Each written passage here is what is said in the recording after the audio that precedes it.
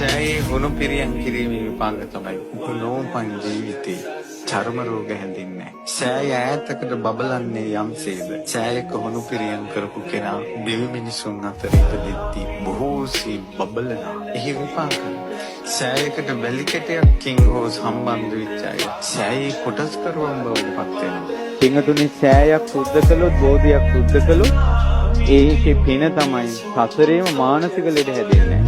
ඒ පින්වන්තයාට අපේ බුද්ධ ශාසනය නිවන් දකින්න තුරු උපනෝපන් ජීවිතයක කවදාවත් අබෑටික තරම්වත් හැමේ බිබිලක් ඇවිල්ලා නැහැ කියන්නේ. සෑය සුද්ධ කරගන්න.